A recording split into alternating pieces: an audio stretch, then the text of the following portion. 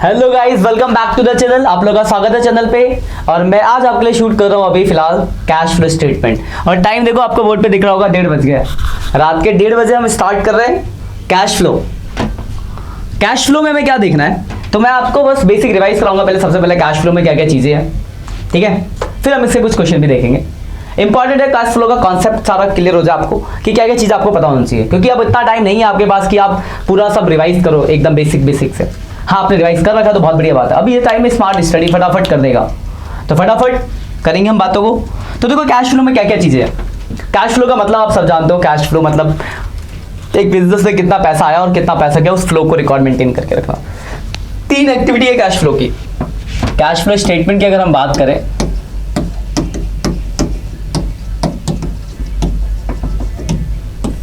तो cash flow statement किसी transaction की वजह से पैसा आया तो कैश इनफ्लो,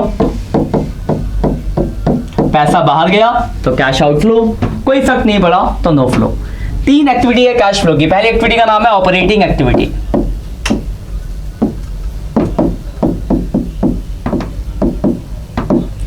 दूसरी है इन्वेस्टिंग एक्टिविटी, और तीसरी है आपकी फाइनेंसिंग एक्टिविटी।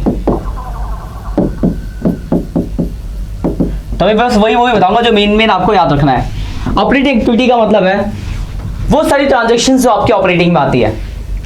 बिजनेस को ऑपरेट करने के खर्चे क्या क्या होते हैं, तो बहुत सारे खर्चे जो बिजनेस का ऑपरेशनल है, बहुत सारे हैं। तो हम उसको सबसे बाद में डिस्कस करेंगे, पहले बाकी को डिस्कस करेंगे जो कम है। तो हम पहले बात करते हैं इन्वेस्टिंग की। इन्वेस्टिंग वर्ड बना है इन्वेस्टमेंट से, तो वो सारी बातें जो कि इन्वेस्टमेंट से रिलेटेड है। इन्वेस्टमेंट का मतलब दिमाग में आता है नॉन करेंट एसेट्स। तो जैसे ये बात हम करते हैं नॉन करंट एसेट्स की, तो वो सारी चीजें जो नॉन करंट एसेट्स से परचेज या सेल, वो आपका इन्वेस्टिंग मतलब क्या आता है, sale and purchase of non current assets, यानी fix assets and income from that. जैसे purchase of machinery, purchase of building, sale of building, sale of furniture. तो कोई भी नॉन करंट एसेट्स यानी फिक्स एसेट अगर आप खरीदते या बेचते हो तो वो आपका आएगा इन्वेस्टिंग में। और कोई अगर इनकम होती है तो वो आएगा आपका इन्वेस्टिंग एक्टिविटी के अंदर। क्लियर बात। तो क्या क्या है इसके अंदर आपका, तो सीधा सीधा है cell purchase of fix assets कह लो या फिर नॉन करंट एसेट्स कह लो, एंड इनकम फ्रॉम दैम। इससे रिलेटेड अगर कोई इनकम होती है तो वो आपके आएंगे इन्वेस्टिंग के अंदर। सिर्फ इतना ही है, ज्यादा कुछ है नहीं, तो सीधा सीधा याद रखना है। नॉन करंट एसेट्स आप जानते हो, कोई भी non current assets balance sheet दी होगी आपके पास, नॉन करंट एसेट्स लिखेंगे। बात करते हैं फाइनेंसिंग एक्टिविटी की। फाइनेंसिंग वर्ड बना है फाइनेंस। फाइनेंस का मतलब होता है पैसा। तो अगर आपको पैसा चाहिए मार्केट से, तो आपके पास बेटा 2 ही सोर्स होते हैं। एक तो है आपका ऑनरशिप सोर्स। ऑनरशिप सोर्स का मतलब क्या है कि मुझे पैसा चाहिए, लोगों को मैंने अपनी कंपनी बोला आओ मालिक बनो और पैसा ले जाओ, मतलब पैसा दे जाओ, सॉरी मालिक बनो और पैसा दे जाओ। तो आप जाके हाँ सर इक्विटी या प्रेफरेंस शेयर्स, राइट। तो इक्विटी और प्रेफरेंस शेयर्स आपके आते हैं फाइनेंसिंग एक्टिविटी के अंदर। इसके अलावा तो हम लिख देते पहले इक्विटी और प्रेफरेंस शेयर्स। तो इक्विटी शेयर्स, प्रेफरेंस शेयर्स, बढ़ना घटना तो प्लस माइनस हो जाएगा, मैं देख लेंगे आगे। तो इक्विटी शेयर्स और प्रेफरेंस शेयर्स आएगा आपका। एक एक करके मैं बेसिक डिस्कशन भी करूंगा तीनों का, तो मैं प्लस माइनस बताऊंगा कब प्लस और कब माइनस होगा, ठीक है। पहले हम ओवरव्यू जान लेते हैं ना। तो यहाँ से एक एक नंबर क्वेश्चन पूछा जा सकता है, मुझे बताओ कॉन्सेप्टिविटी का पार्ट है, तो आपको याद होगा तो लिख दोगे फटाफट, क्योंकि एक क्वेश्चन यहाँ पे 5 नंबर का आने वाला है और एक 2 नंबर का, 7 नंबर का चैप्टर है आपका, वेरी इंपॉर्टेंट। तो फाइनेंसिंग में पहला तो हो गया ऑनरशिप सोर्स होता है आपका फाइनेंस का, जिसमें आपका इक्विटी शेयर और प्रेफरेंस शेयर आ गया। इसके अलावा आपका होता है डेप्ट सोर्स।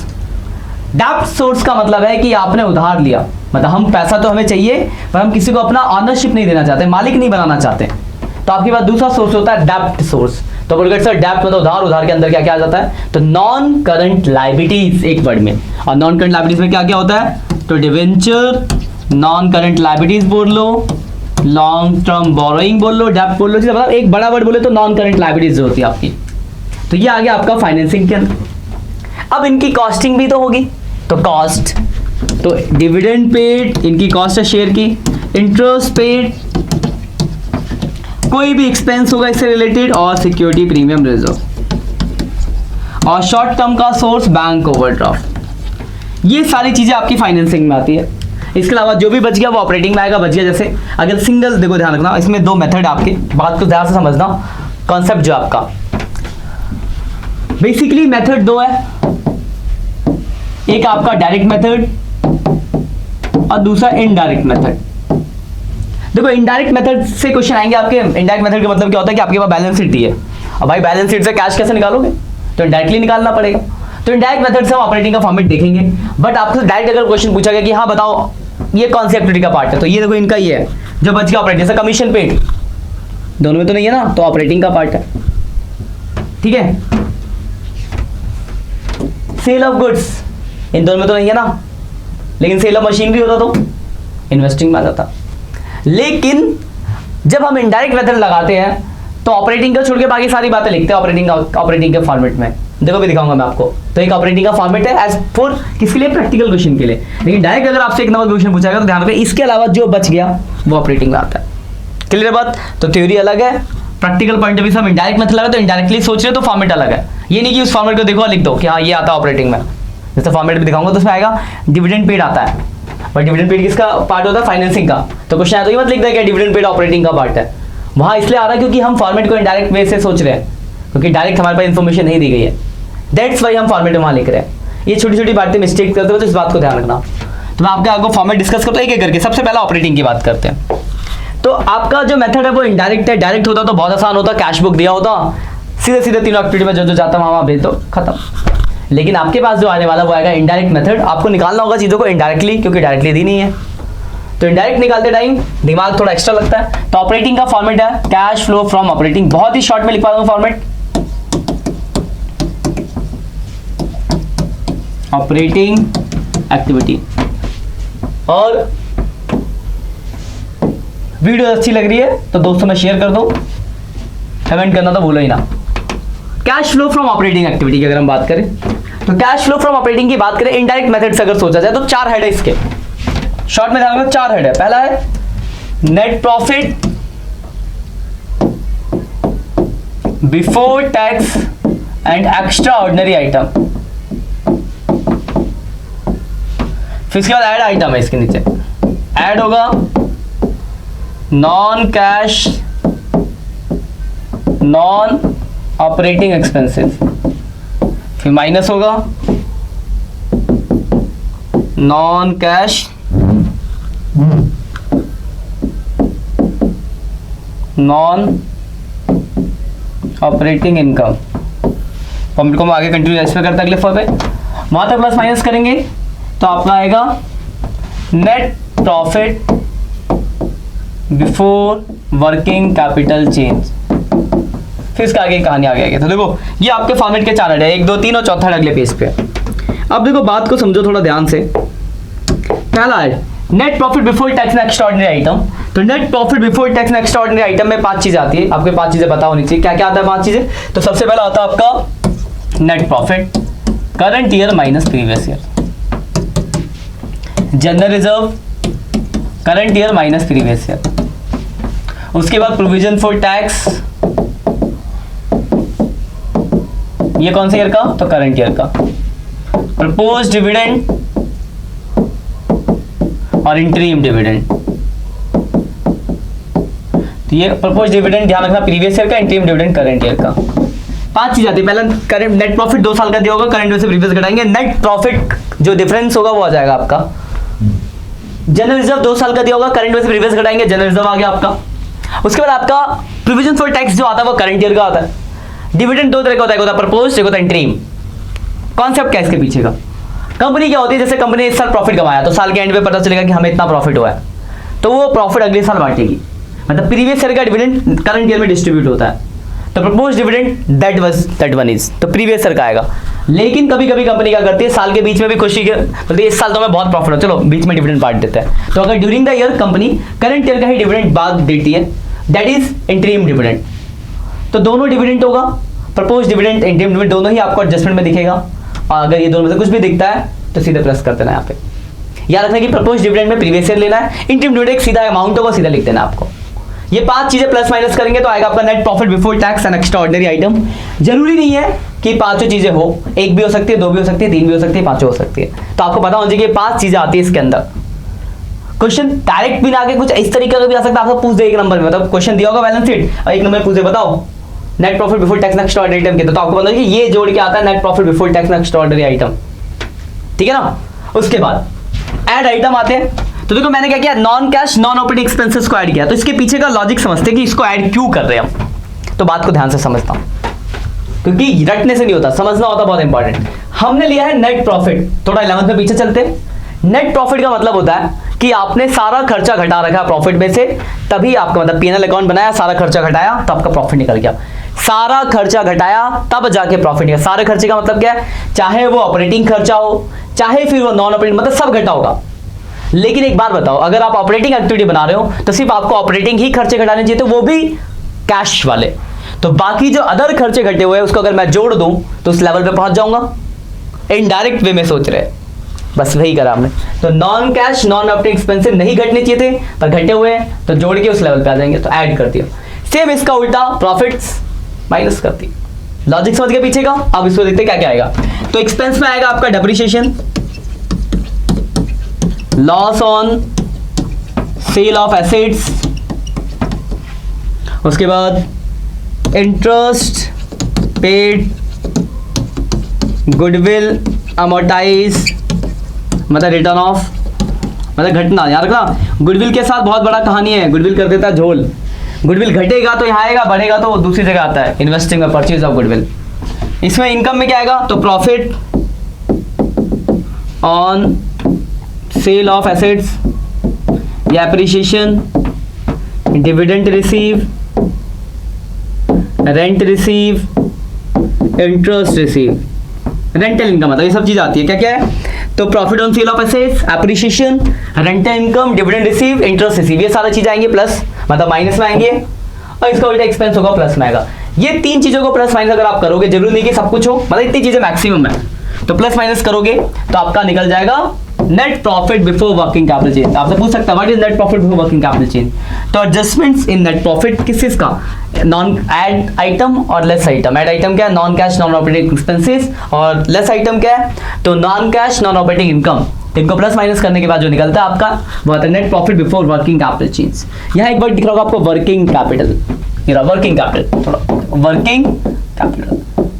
ये आपको याद आएगा कि सर ये तो वर्किंग कैपिटल हमने फर्स्ट टर्म में भी सुना था, थोड़ा 11th में पढ़ा वर्किंग कैपिटल के बारे में। Working capital equal to current assets minus current liabilities, बस यही ही है। इसके बाद बिफोर है तो इसके बाद दो चीजें दिखती है, करंट एसेट्स और करंट लायबिलिटीज। तो इसके बाद हमें करंट एसेट्स और करंट लायबिलिटीज की ट्रीटमेंट करनी है। और इसके लिए क्या रूल है, तो सीधा सा छोटा सा रूल है। करंट लायबिलिटीज के लिए रूल है प्लस होगा इंक्रीज इन करंट लायबिलिटीज और माइनस होगा डिक्रीज इन करंट लायबिलिटीज। मतलब करंट लायबिलिटीज बढ़ेगा तो प्लस, घटेगा तो माइनस, मतलब सीधा कॉन्सेप्ट है, बड़ा प्लस, घटा माइनस। एसेट्स में आओ तो पलट दो, उल्टा हो जाएगा। डिक्रीज में प्लस होगा तो decrease in current assets plus और increase in current assets minus, ठीक है। और लास्ट में हम इनकम टैक्स पेड करके दिया होगा वो माइनस कर देंगे। इसी के साथ ऑपरेटिंग का फॉर्मेट एकदम शॉर्ट वे में, जो 3 पेज का फॉर्मेट आपको बताया गया और बुक में मैंने आपको छोटा सा एकदम बता दिया आपको, और इससे ज़्यादा बड़ा कुछ भी नहीं है। तो ये आपका ऑपरेटिंग का फॉर्मेट है जो आपको याद रखना पड़ेगा कि इसमें 4 स्टेजेस है। पहला net profit before working capital change, इसमें क्या क्या आता है, 5 चीज़ें आती हैं। उसके बाद ऐड आइटम आते हैं, फिर लेस आइटम आते हैं, फिर आता है net profit before working capital change, फिर वर्किंग कैपिटल के बाद करंट एसेट्स और करंट लायबिलिटीज की ट्रीटमेंट करते हैं, फिर नेट इनकम टैक्स मैटर खत्म, ठीक है। मुश्किल से 30 सेकंड ऐसे याद रखना आपको, चुटके पे टिप्स पे होना चाहिए। ऑपरेटिंग का हो गया क्योंकि आप जा रहे हो बोर्ड का एग्जाम दे रहे हैं, और उसके बाद दोगे CUET का एग्जाम कॉलेज के एडमिशन के लिए, वो भी ला रहे हैं हम, मिशन कॉलेज। जल्दी आगे आते हैं। ऑपरेटिंग हो गया। ऑपरेटिंग का ये बहुत बड़ा जो ब्रह्मास्त्र है, जो सबसे बड़ी होता है, पहला कदम बहुत खतरनाक होता है। तो सेम है, कैश फ्लो भी पहला कदम बड़ा खतरनाक है। इसको देख के बच्चे घबरा जाते हैं, अब इतना बड़ा फॉर्मेट, पर यही पहला कदम अगर रख लिया तो आगे कदम बिल्कुल ही आसान है। इसी में थोड़ा सा टाइम लगेगा, थोड़ा टाइम देना पड़ेगा आपको समझने के लिए और इसको रखने के लिए। क्वेश्चन बनाओगे 4-5 तो आपको दिमाग में घुस जाएंगे, ऐसा नहीं कि नहीं होने वाला होगा, लेकिन आपको थोड़े क्वेश्चन बनाने पड़ेंगे। तो बच्चों के साथ जो देखा है मैंने ऑफलाइन क्लास में, वो दिक्कत ही आती है कि पहले बच्चे सर इतना बड़ा फॉर्मेट, सिर खुजलाएंगे, कहेंगे होगा ही नहीं हमसे। अच्छा खुद ही मान लो कि होगा नहीं तो होगा कहाँ से। तो ये एक दिक्कत आती है कैश फ्लो में बच्चों के साथ। लेकिन जो बच्चे जिन्होंने कर लिया कहते हैं सर सबसे आसान चैप्टर कैश फ्लो। एक्चुअली में सबसे आसान चैप्टर है कैश फ्लो, क्योंकि एक ही कॉन्सेप्ट पे सारे क्वेश्चन बन रहे हैं, ज्यादा टेढ़ा मेढ़ा दिमाग नहीं लगाना होता। बट हाँ फॉर्मेट याद रखना पड़ेगा आपको कि आप बताओ जी कौन सी चीज कहाँ जाती है, थोड़ा याद करने वाली चीज है। अब आते हैं ऑपरेटिंग खत्म हुआ, दूसरी एक्टिविटी आपकी इन्वेस्टिंग एक्टिविटी। ऑपरेटिंग के सिर्फ उतनी ही चीजें आपको याद रखनी है तो आपका हो जाएगा ऑपरेटिंग। आप देखो इन्वेस्टिंग के लिए आपको क्या क्या चीजें याद रखनी है और क्या क्या चीजें हैं जो आपके काम आने वाली है। पहले तो मैं बता देता हूँ क्या क्या चीजें हैं, आती क्या क्या इन्वेस्टिंग में। तो इन्वेस्टिंग में एक तो आता है सेल ऑफ एसेट्स, और सेल ऑफ एसेट्स कौन से वाले, फिक्स एसेट्स या नॉन करंट एसेट्स बोल लो। सेल करोगे तो सीधा सा बात है, सेल करोगे पैसा आएगा तो प्लस हुआ। दूसरा आता है purchase of assets, purchase of assets, तो परचेज करोगे तो पैसा जाएगा माइनस होगा। और कोई भी इनकम, इनकम फ्रॉम डैम, इससे कोई इनकम मिली तो पैसा आएगा प्लस। अब बात देखो ध्यान समझना, मैंने बोल दिया था बड़ी आसानी से। आपके क्वेश्चन में दी होगी बैलेंस शीट, इनकम तो पता चल जाएगी, चलो नीचे एडजस्टमेंट दे दी, लेकिन बैलेंस शीट को देख के आपको ये पता चलेगा कि कितना परचेज और कितना सेल है, नहीं पता चलेगा। तो परचेज और सेल आपको निकालना पड़ेगा। तो बात आती है परचेज और सेल, भाई कैसे निकला है, सबसे बड़ा काम यही है परचेज और सेल निकालना। तो बात समझते अगले पेज पे आते हैं। परचेज और सेल निकालने के लिए आपको बनाना पड़ेगा एसेट्स का अकाउंट। अब बेटा एसेट्स का अकाउंट बनाने के दो मेथड आपके हैं, एक है नेट एसेट्स मेथड और दूसरा आपका ग्रॉस एसेट्स मेथड।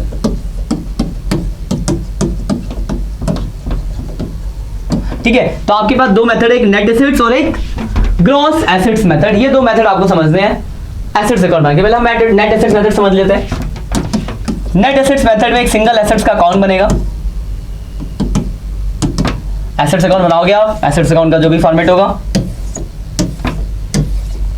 क्या क्या चीज आती है भाई, तो इसमें आता है एसेट्स का opening balance, balance BD, closing balance, balance CD, फिर उसका डेप्रिसिएशन, इधर की साइड होगा तो अप्रिसिएशन। एसेट्स बेचेंगे तो बैंक सेल, और सेल में दो चीज हो सकती है, लॉस होगा तो profit and loss account loss, profit भी हो सकता है तो profit and loss account profit, loss इधर प्रॉफिट इधर। उसके बाद इधर की साइड बैंक परचेज। सिर्फ इतनी चीजें आती है। क्या क्या आता है आपका, ओपनिंग बैलेंस, डेबिट में आता है ओपनिंग बैलेंस, परचेज आता है, प्रॉफिट आता है, अप्रिसिएशन आता है, क्रेडिट में आता है डेप्रिसिएशन, सेल, लॉस और बैलेंस। बैलेंस अगर बचता है, डेबिट बचता तो एक ही ऑप्शन है, उसको परचेज माना जाएगा। तो ओपनिंग क्लोजिंग तो दिया होगा, एडजस्टमेंट दी होंगी। अकाउंट बनाने के बाद अगर डेबिट साइड में बचता तो ऑप्शन एक ही होता है, उसको परचेज माना जाएगा। क्रेडिट बचेगा तो पहला ऑप्शन है डेप्रिसिएशन और दूसरा ऑप्शन है सेल। कुछ ऐसे एसेट्स होता है जिसपे डेप्रिसिएशन नहीं लगता तो वहां पे सेल ही निकलेगा, जैसे लैंड, जमीन, इन्वेस्टमेंट, तो इन पे सेल निकलता है। अब इससे की बात की जाए तो देखो बैलेंस वीडियो कहीं जाएगा, परचेज इन्वेस्टिंग से माइनस, इन्वेस्टिंग एक्टिविटी से माइनस, प्रॉफिट ऑपरेटिंग एक्टिविटी से माइनस, एप्रिसिएशन ऑपरेटिंग एक्टिविटी से माइनस, डेप्रिसिएशन तो ऑपरेटिंग एक्टिविटी में प्लस, सेल इन्वेस्टिंग एक्टिविटी में प्लस, लॉस ऑपरेटिंग एक्टिविटी में प्लस। ऐसी चीजें भेजी जाएगी। तो अकाउंट बनाओ, जो जो चीजें दी गई है, जो निकल गया उसको भेज दो, ट्रांसफर कर दो, खत्म कहानी। इतना ही है, इससे ज्यादा कुछ भी नहीं है। ये आपका net assets method. Gross assets method की बात की जाए तो ग्रॉस एसेट्स मेथड जो लगेगा, तो ग्रॉस एसेट्स मेथड भाई 2 बजने वाले हैं। ग्रॉस एसेट्स मेथड देखो रात को 2 बजे बन रही है वीडियो, तो इसका रिवॉर्ड तुम्हें देना है, डिस्काउंट तो मैं दूंगा तुम्हें। ग्रॉस एसेट मेथड की अगर हम बात करें तो ग्रॉस एसेट मेथड कब लगता है, जब आपके पास एसेट्स के साथ साथ एक्यूमुलेटेड डेप्ट, मतलब प्रोविजन फॉर डेप्रिसिएशन का भी बैलेंस दिया गया हो। कहाँ, तो बैलेंस शीट में। अगर सिर्फ एसेट्स का बैलेंस दिया गया है तो आपका नेट एसेट मेथड जो ये वाला है। लेकिन अगर एसेट्स के साथ साथ डेप्रिसिएशन का भी बैलेंस दिया है तो वो अगला मेथड जो भी हम बताएंगे आपको, देखो that is gross assets method. 2 account बनेंगे, एक तो एसेट्स का अकाउंट बनेगा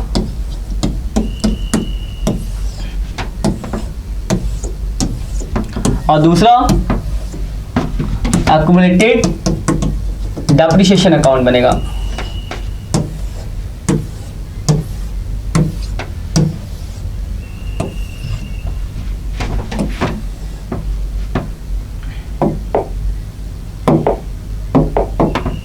एसेट्स का opening balance, balance BD, closing balance, balance CD, और ये एचटी जैसा ही बनेगा, इतनी चीजें दी होंगी।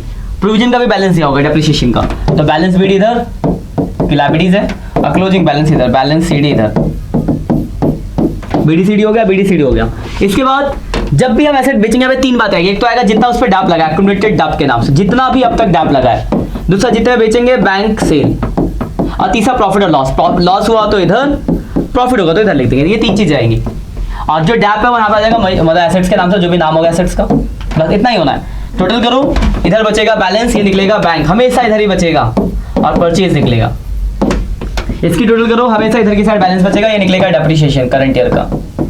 बस खत्म, इतना ही है अकाउंट के अंदर। अब बेचने वाली बात तो चार चीजें आती है यहाँ से, परचेज इन्वेस्टिंग से माइनस, सेल इन्वेस्टिंग में प्लस, लॉस ऑपरेटिंग में प्लस, प्रॉफिट हो तो ऑपरेटिंग से माइनस, और ये डेप्रिसिएशन तो ऑपरेटिंग एक्टिविटी में प्लस। बस चार चीजें यहाँ से ट्रांसफर होगी आपके अकाउंट में। इतना ही है gross assets method. Net gross तब लगता है जब एसेट्स की सिर्फ वैल्यू दी गई तो नेट एसेट्स मेथड, एसेट्स के साथ साथ डाप भी दिया गया है ओपनिंग क्लोजिंग बैलेंस शीट में, तो ग्रॉस एसेट्स मेथड लगेगा। और यहाँ से परचेज से निकल जाएगा, परचेज से लिए आपको निकालना, इन्वेस्टिंग में भेजना, बस इन्वेस्टिंग हो गया। उसके बाद है फाइनेंसिंग पे, फाइनेंसिंग एक्टिविटीज। तो फाइनेंसिंग एक्टिविटी की अगर बात की जाए तो फाइनेंसिंग एक्टिविटी में जो आपका आता है फंड से रिलेटेड, जो भी मैंने डिस्कस किया, तो सबसे पहले इक्विटी शेयर्स और प्रेफरेंस शेयर्स की अगर मैं बात कर लूं तो देखो, अगर ये बढ़ रहे हैं इसका मतलब इश्यू है तो पैसा आएगा प्लस, घट रहे हैं तो रिडीम हुए हैं तो पैसा जाएगा माइनस। उसके बाद और debenture, loan, non current liabilities कोई, तो ये भी सेम, बढ़ेगा तो लिया है प्लस, घटेगा तो minus. Bank overdraft short term का कोई है तो ये भी बढ़ेगा तो पैसा आया प्लस, घटेगा तो माइनस, सीधा रूल है। सिक्योरिटी प्रीमियम रिजर्व हमेशा बढ़ेगा और प्लस। इसके अलावा इनका interest cost, interest paid, dividend paid, expense जो, तो ये तो हमेशा पेमेंट होगा माइनस, और expenses minus related to shares. तो सीधे सीधा इक्विटी प्रेफरेंस बढ़ेगा तो प्लस, घटेगा तो माइनस। मतलब equity preference, non current liability जो भी है, शॉर्ट टर्म का बैंक ओवरड्राफ्ट है, सीधा रूल है, बढ़ने पे प्लस, घटने पे माइनस। इनकी जो कॉस्ट, इंटरेस्ट पे, डिविडेंड पेड हमेशा माइनस, एक्सपेंस को हमेशा माइनस। और अगर सिक्योरिटी मिल जाए तो ये हमेशा बढ़ रहा होगा, और जितना बढ़ेगा उतना प्लस कर देंगे। इतना ही है, कोई अकाउंट नहीं बनाता फाइनेंसिंग में, पर आपको कुछ बातें ध्यान रखनी है। तो फाइनेंसिंग के लिए जो मैं बता देता हूँ आपको, इंटरेस्ट की बात जो होता है थोड़ा सा ध्यान रखना है। और बहुत टाइम हो रहा है, 2 बजने वाले हैं और नींद भी आ रही है, देखो आंखों में दिख रही होगी आपको। तो मैं सोच रहा हूँ कि अभी मैं आपको सिर्फ वन शॉट में आपको मैंने शॉर्ट टर्म में 20 आधे घंटे में आपको पूरा रिवाइज करा दिया है। क्वेश्चन में अलग से डाल दूंगा एक वीडियो, है ना, क्योंकि अब आ रहा है नींद, आंख हो रही है बंद। तो मैं बस आखिर छोटा सा टॉपिक को कवर अप कर लेता हूँ। तो देखो, अगर जैसे मान लो एक बैंक लोन है, सपोज बैंक लोन ही लेके एग्जाम्पल, कुछ भी हो सकता है, डिवेंचर कुछ भी, 10% बैंक लोन है, और मान लो 2016 और 2017 शुरू में था 1 लाख का, एंड पे हो गया 2 लाख रुपए का, ठीक है। तो देखो, शुरू में 1 लाख का था, एंड पे 2 लाख का हो गया, है ना। और नीचे एक लाइन लिखिए कि, अब नीचे पहली लाइन लिखिए कि जो हमने डिवेंचर इशू मतलब बैंक लोन लिया वो शुरू में ही ले लिया, मतलब 2016 बिगिनिंग में ले लिया। देखो, अगर मैंने बिगिनिंग में लिया तो पूरे साल तो 2 लाख चला होगा, तो उस केस में इंटरेस्ट जो लगेगा 2 लाख का 10%, यानी 20,000 का इंटरेस्ट आएगा। देखो, जितना लोन बड़ा होता है तो फाइनेंसिंग में प्लस हो गया 1 लाख रुपए, लेकिन इंटरेस्ट निकालते टाइम ये ध्यान रखना है। वही मान लो अगर मैंने लोन लिया होता, लोन जो लिया मान लो एंड पे 2017 पे लिया लोन, एंड पे लिया तो पूरे साल 1 लाख चला होगा, तो 1 लाख पे इंटरेस्ट निकलेगा, 1 लाख का 10%। पहली कंडीशन की शुरू में लिया, दूसरा एंड में, तो अगर शुरू में लिया तो पूरे साल वही क्लोजिंग वाली वैल्यू रही होगी, उस पर इंटरेस्ट लग गया। ओपनिंग स्टार्टिंग में ले लिया तो उस पर वैल्यू, ध्यान रखें इस बात को, शुरू और एंड का। बीच में मान लो कि जनवरी में हमने लोन लिया, सपोज जनवरी में हमने एडिशनल लोन लिया, क्वेश्चन में लिखा हुआ है। तो देखो, 1 लाख जो लोन था उसका 10% इंटरेस्ट 9 महीने तक ही था, क्योंकि 9 महीने का हमने 1 लाख का और लोन ले लिया, तो 7,500। उसके बाद 3 महीने कितना रहा लोन हमारा, 2 लाख, तो 2 लाख का 10% 3 महीने का जो भी आएगा 12,500 आ गया। मतलब क्या आपका कि लोन के ऊपर जो इंटरेस्ट या किसी डिवेंचर में इंटरेस्ट करेगा, डेट देखना, डेट के अकॉर्डिंग आपको इंटरेस्ट की कैलकुलेशन में। बहुत इंपॉर्टेंट टॉपिक है, थोड़ा सा ध्यान से देख लेना, इस बात को गड़बड़ हो सकती है। यही कुछ बातें हैं जो आपको ध्यान रखनी है। और उसके बाद एक चीज आती है cash and cash equivalents, cash and cash equivalents. तो इसमें 3 चीज आती है, एक तो कैश आता है, दूसरा बैंक आता है, तीसरा मार्केटेबल सिक्योरिटी आती है। तो ये 3 चीजें ऐसी जो किसी भी एक्टिविटी में नहीं आती, इसको अलग से सेपरेट एकदम एंड में दिखाया जाता है। तो आप याद रखना कि कुछ बातें यहाँ से 2 नंबर क्वेश्चन तो आप जितना आपने देखा यहीं से आ जाएगा, और 5 नंबर के लिए आप प्लेटफॉर्म तैयार कर चुके हो, आप कुछ क्वेश्चन बना लेना, बहुत बढ़िया रहेगा। बाकी एक दो क्वेश्चन मैं देखता हूँ अगली वीडियो के लिए, तो उसमें मैं डाल दूंगा, क्योंकि कल तो मैं जा रहा हूँ आउट ऑफ दिल्ली, क्या कहते हैं, महादेव के दर्शन के लिए, महाकाल की कृपा से केदारनाथ। तो जब मैं वहाँ से आता हूँ तो एग्जाम के गैप के बीच में आऊँगा अकाउंट्स के, तो देखता हूँ उसमें अगर मुझे ऑफलाइन से भी टाइम मिलता है थोड़ा, तो कुछ कंटेंट मैं उसमें मैं डालूंगा आपके लिए। फिलहाल के लिए मैं इतना ही कंटेंट आपको डिलीवर करके जा रहा हूँ, जिसको आपको कवर अप करना। हो सकता है कल एक टाइम अगर मिलता है तो मैं एक शूट और मार दूँ जिसमें मैं इसके कुछ क्वेश्चन करा दूँ। बाकी वन शॉट की मैंने सारी वीडियोस वन शॉट में डाल दी है। डीप जाना तो कर्ण सीरीज है आपके पास, मतलब इतना कंटेंट है कि आप सेकंड टर्म को बहुत बढ़िया से कर सकते हो, बस अच्छे से फॉलो कर दो। तो बेसिक गायब है तो कर्ण सीरीज, बेसिक हो चुका है तो हमारा कम्युनिटी पोस्ट आ जाएगा वन शॉट वीडियो में। प्लेलिस्ट में भी आप जा सकते हो, प्लेलिस्ट का नाम है अकाउंट्स बिफोर एग्जाम, एग्जाम से पहले का अकाउंट्स। करो वन शॉट की वीडियो है, रिवीजन करो, फटाफट क्वेश्चन बनाओ, कुछ इंपॉर्टेंट, बहुत हर चैप्टर मैंने बस 10-15 इंपॉर्टेंट क्वेश्चन उठा के कराया है, हो सकता है उसी से क्वेश्चन उठ के आ जाए। तो इतना करना है, बहुत बढ़िया, ठीक है। आज के लिए इतना ही, मिलते हैं आगे, रास्ते लंबे हैं, सफर भी बड़ा है, ठीक है। आज के लिए इतना ही, बाय बाय।